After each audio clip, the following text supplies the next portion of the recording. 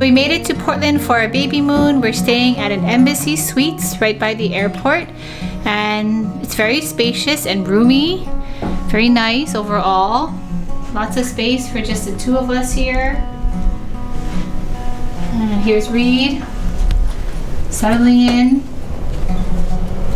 How was the flight? Flight was good. It was quick. We were delayed by like an hour, but then we ended up getting here. We made up some time. The airport itself was pretty busy, so if you are traveling this summer, I would suggest you go early because there's probably just a lot of people traveling and a lot of things happening. So go early. We're gonna get some sleep because tomorrow we get free breakfast to start the day. Yay, we are excited about the free breakfast, which is one of the reasons why we booked the Embassy Suites. But here is our room. Nice and spacious. And yeah, this is what I wore on the airplane. The compression socks that I wore on the airplane turned out really well. They did help my feet feel a lot more comfortable, so that was really good. And yeah, overall it's a great flight. So we're excited to start our trip, and we're gonna take you along on it.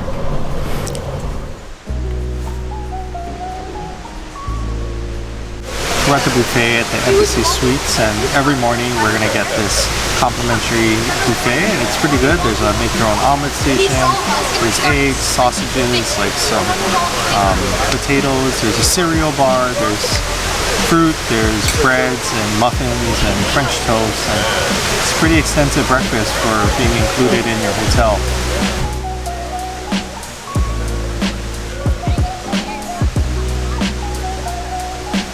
We are on the shuttle, the Embassy Suites shuttle now, and we're gonna go get a rental car this morning. Reid had a smart idea that we don't rent it from last night, we rent it from today, so it saves us money.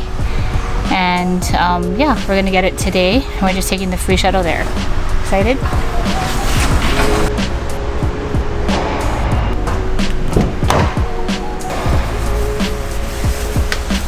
Ooh, 4Runner. Oh. Nice. First thing we did this morning is drive to the Alberta Arts District. I wanted to come to this Kennedy School. It used to be an elementary school. They converted into like a community area. There's like community gardens, there's a restaurant inside. So we're gonna go take a look to see what repurposing of an old building looks like.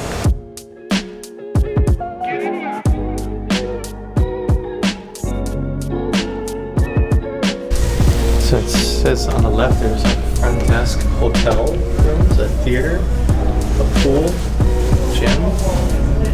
Cool. Look, you have courtyard restaurant, detention bar, community room, boiler room, brewery. Wow. Let's go look. It definitely does give, it does feel like a school though. You sell the old signs of home economics. There was a detention room. Isn't that interesting? So we just learned that this Kennedy School building, which was built in 1915 and has been in this Portland neighborhood for a long time, was bought out by this restaurant called McMenamins, and they opened up a hotel here. So it primarily has a hotel. It operates as a hotel. There's like 57 guest rooms, 2 bars, a brewery in here, a restaurant, and a bunch of community meeting spaces. But they kept the old decor of what this elementary school used to look like. The murals, all the signage is still on the walls. So it feels very very unique, but also a little haunted. Just a little bit.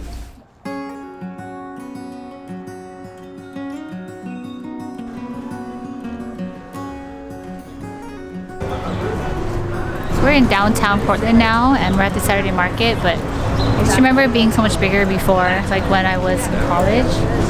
I think COVID really played a part into what it looks like now, but I'm hoping that, you know, we can see turnaround because businesses and stuff it's definitely a lot smaller. So definitely see the impact.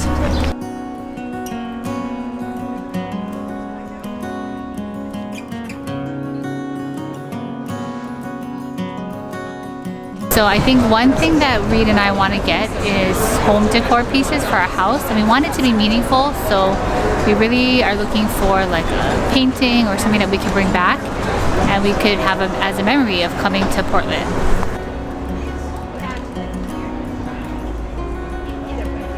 We found success.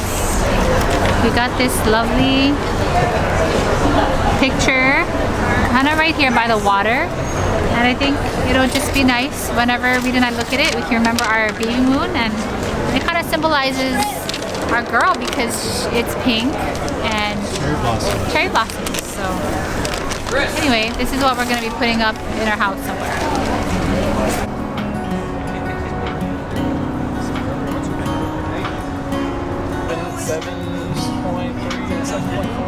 Oh, perfect. Where are you guys located? We've got multiple locations. So our main brewing site is almost out in Gresham. There you go. So we got a California style IPA from Migration Brewing here at the Saturday market. It's never too early for a beer. Beer o'clock. It's good. Oh, hoppy. Makes me hoppy. One thing that I remember getting when I went to the Saturday market back in college is an elephant ear, and it's basically like for Hawaii people like a malasada but flat with sugar and cinnamon. So it's nice and warm. Or like a flat churro, but it's pretty nostalgic. And it's very good. We just finished the Saturday market, and overall it was a good experience. I remember it being a little bit bigger, but it was still a nice size. Very different, I would say, than like the local markets or the local, you know, what is it called? Swap meets that we have in Hawaii. What did you think? Different but the same, because they sell, I guess, similar things in every stall. I saw a lot of like pottery and crafts and homemade shirts and homemade artwork and Soaps. yeah, soaps. So similar to Hawaii, where you see a lot of the same vendors selling the same things, but I think it's unique to Portland. It's a little weird. It's a little hippie-ish. I like the fact that they have beer and wine along with the food stalls, so it's beer o'clock somewhere. But yeah, it's fun. Interesting enough, I think a lot of the vendors probably went away because of COVID and everything else. There's a lot of hardship in this area. This downtown area is very run down from the last time we saw it in 2019. A lot of places have boarded up. Graffiti. A lot of homeless. Yes. So we'll try to capture some of that as we drive through, but it's still kind of sad, but I think it's getting rebuilt. Yeah. Hopefully. So it's nice to come back, but like Reid said, the downtown Portland is still, I would say, under construction in a sense.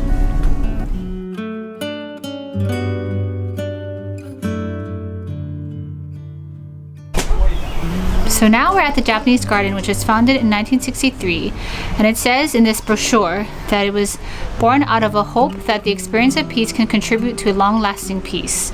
Through grassroots efforts, community members interested in healing the wounds of World War II sought to create a garden designed to bring a better understanding of Japanese culture to Portland.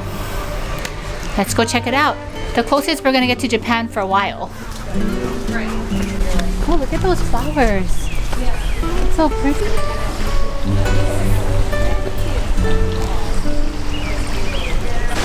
This is a Japanese garden. It's very beautiful, very peaceful.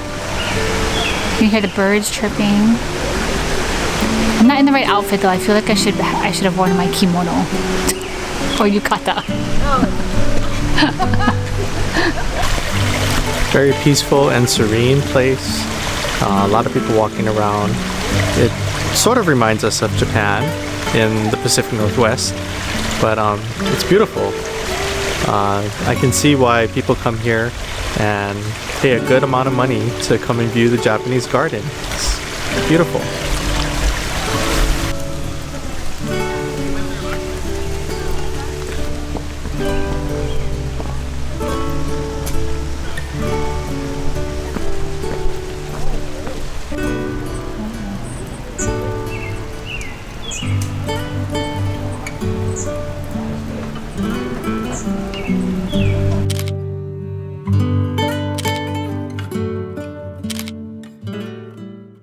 next stop for us is Woodburn Outlet Mall, and it's about 40 minutes outside of Portland, but it's a good outlet mall that I used to come to when I went to school here.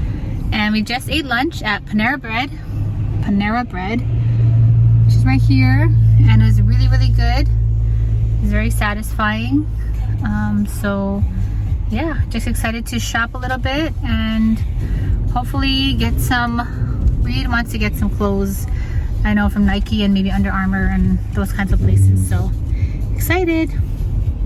It's about 7 p.m. now, and we went to Woodburn this afternoon. We didn't really film anything at Woodburn, but we did really get some good deals at Nike. I bought some stuff at Ann Taylor and Taylor Loft.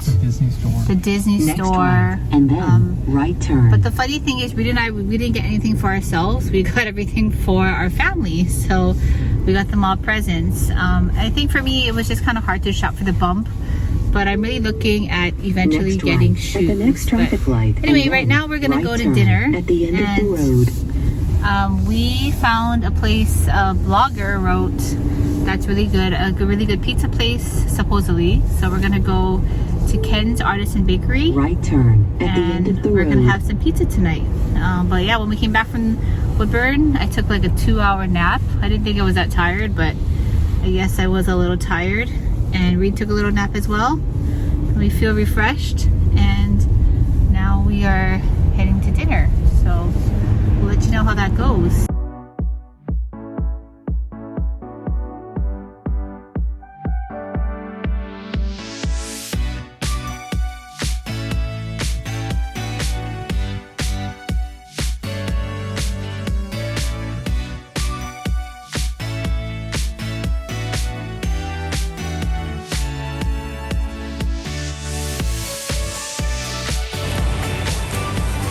We are going to Ken's Artisan Pizza, and it's like in this residential neighborhood. Ooh, this is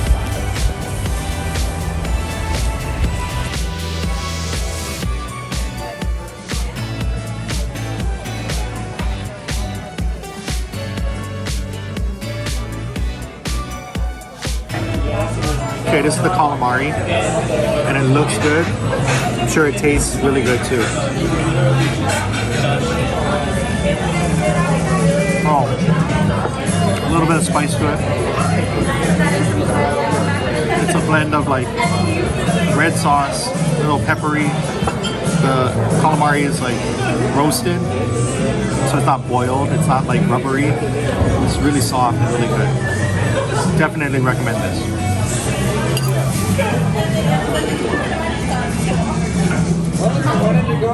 Oh.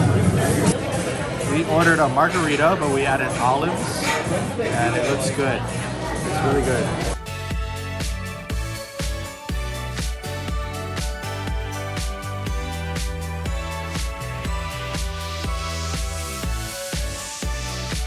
This is delicious. So we just went to Salt and Straw, and it's a very well-known ice cream place in Portland, and it's very unique. They have all different kind of flavors. Caramel, they had like honey lavender. I mean, they had like such a unique array of flavors. This is cinnamon snickerdoodle. It's very good. It has cookie chunks inside. No, it's very delicious. I really like it. Good morning. It's day 2 on our trip to Portland, and today we are heading to Multnomah Falls. Reid is just putting in the directions in our Google Maps. But Multnomah Falls is like an iconic falls that's close to Portland, but really nice to see. And Reid's never been there before, so we're gonna go check it out. I haven't been there in probably over maybe like, I don't know, a long time, 13, 14 years. So it'll be nice to see again. And fun fact, my sister, Kathy, and her husband Kyle, they actually got engaged at the falls. Do you want to say hi? Hi. So that's where we're heading to first.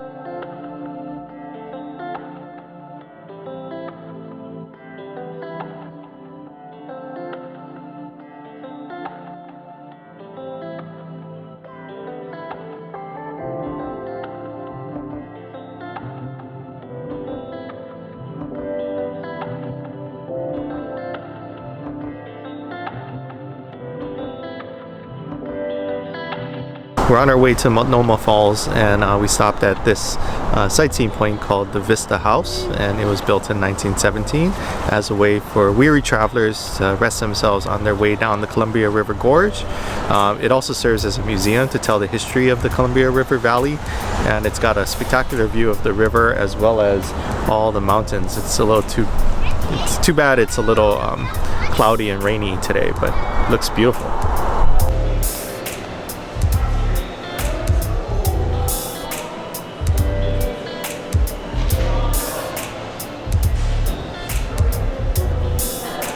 Hey, look, we're here at Vista House. We're almost 1,000 feet above sea level, and we're going to go down to Toro Falls and Multnomah Falls.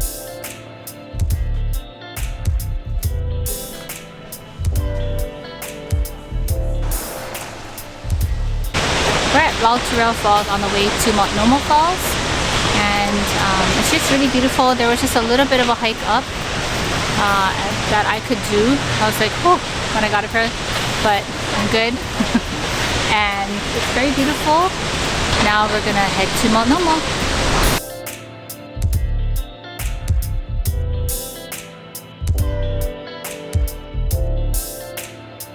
So unfortunately, we realized and we learned just now that you need a permit now to see Multnomah Falls, and we don't have one. I didn't realize that you need a permit to do that. So we are unable today to see the falls. We're not sure if we're gonna come back here, but During this trip. yeah, during this trip. I mean, we'll definitely come back another time, but if you are going to Multnomah Falls, you need a permit now. It's $2, and you can go online, I guess. You pay $2 for the permit. I think you have to make a reservation time to come in. They take reservations all day, and he told us just now they're booked up till 4 p.m. today. Yeah. And it's only 11 in the morning, so we're gonna head back into Portland to do some other things and come back and see the falls at a later time. It's unfortunate, but I guess where Multnomah Falls is, it's a small rural community, and he just mentioned, the park ranger just mentioned, that when there are too many visitors in here and something happens in the community, an ambulance can't get in or out. So now they decided they're going to limit the number of people that can go in per hour. So it's only 70 cars per hour. Good to know for the next time, but something we learned. But it's okay. I mean, this is all part of when you take a trip or anything. You just got to be flexible. Okay, we're here at McMenamins, and it's Edgefield Wine Company. It looks like there's also a pub, golf course, restaurant, so we're gonna go check it out. This is the same restaurant that was in the school that we visited on our first day. So they own a lot of property. Yeah, and it's really beautiful. It's so green. I was just telling Reid on the way in, it looks so different than like a California winery, just because of how green it is. So let's go taste the difference.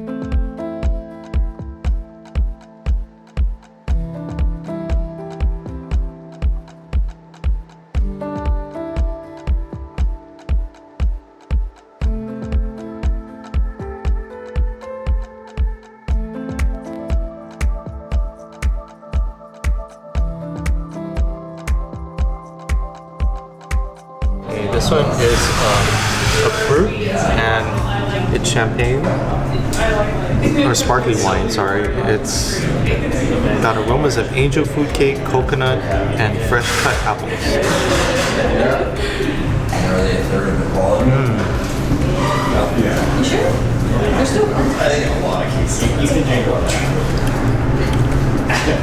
That's good. Jenny would like this. She likes her wine sparkling. This one is Pinot Noir, and I overheard other people talking. The Willamette Valley in Oregon are known for Pinots. This one's got raspberry, chocolate, tea leaves, and white truffle. So is it paired good with duck or roasted beef?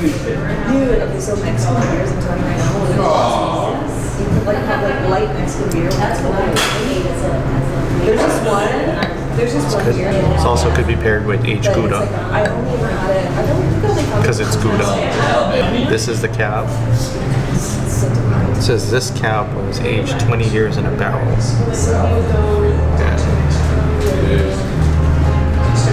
Dark chocolate, brandy, cherries, and sweet oak are the flavors. body by any means. So like, he was always in Cali, so he was right by the whole trip because the water is so nasty. And like the beer made me feel kind of sick, but This is the best one. This is Carrier's drink. It is called Eau du Water, and it is from Tastes refreshing. the barrel of water that was at the front. Yeah. So we are in Beaverton now, and we wanted to just kind of look around and see what's here. And Reid also wanted to just check out the Nike campus because, fun fact, if you didn't know, Nike was started in Oregon. Please proceed to the highlighted route, then the route guidance will start. So because of that, we kind of just wanted to see what it looks like here. And also, I've never really spent much time in Beaverton while I went to school here, so She was a pilot, not a beaver. well, yes, but and we also ate at Shake Shack a little bit earlier. We found a Shake Shack here, the only one in Oregon, so we didn't even know it was here. We just stumbled About 4/10 of a mile We to just- Southwest Oregon Drive. upon it and we got to eat Shake Shack, so that was really good. Yeah, we're gonna look around and then we're gonna probably head back to Portland later, and we're gonna go to the Nike community store there in Portland, which is similar to like a Nike outlet. I think it's just that they put these community stores in different locations, and it's probably because Nike was started here in Oregon.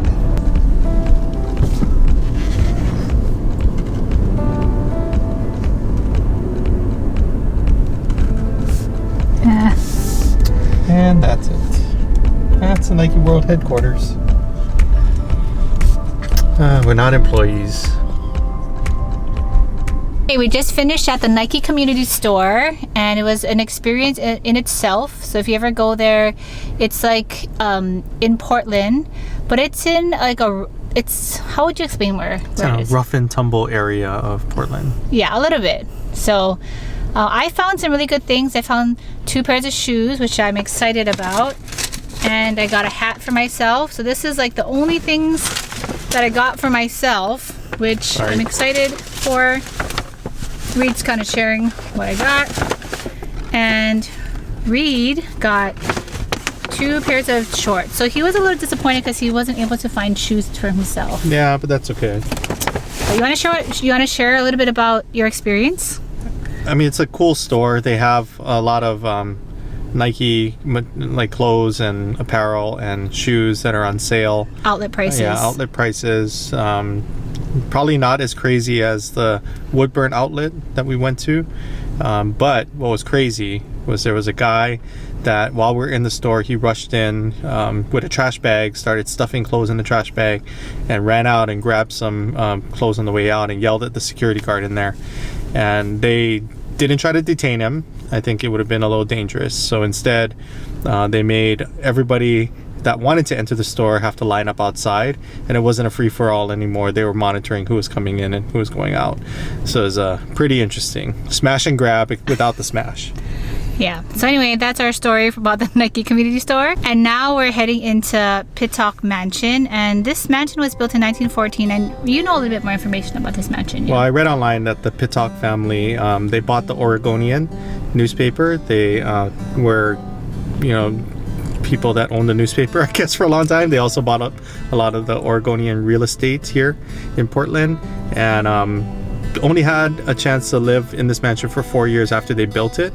After they died and their heirs died, the city purchased the mansion along with some private donors, and they turned it into a museum because it's still, and we're not going to go inside, but if you take the tour, I read that you can still see the furnishings in the house from the early 1900s.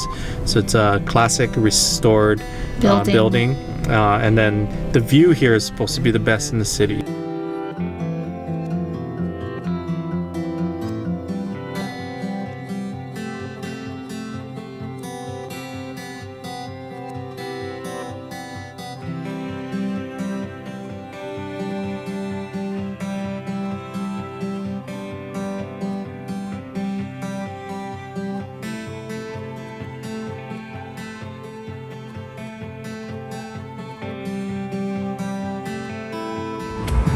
We're going to Hawthorne Asylum, which is a collection of food trucks that we read about on a blog, and we're gonna meet my friend Sandra and her family and have dinner with them.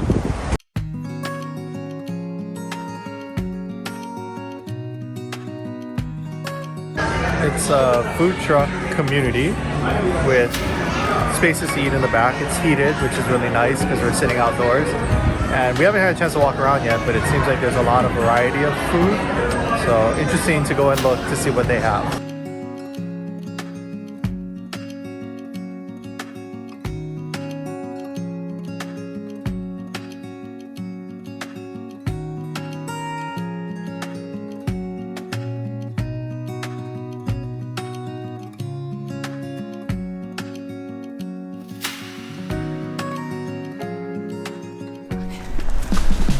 We're walking up a hill. How's the baby? Getting rounder, heavier. Now we are heading on the Portland aerial track. We're at the University of Portland, where I went to school.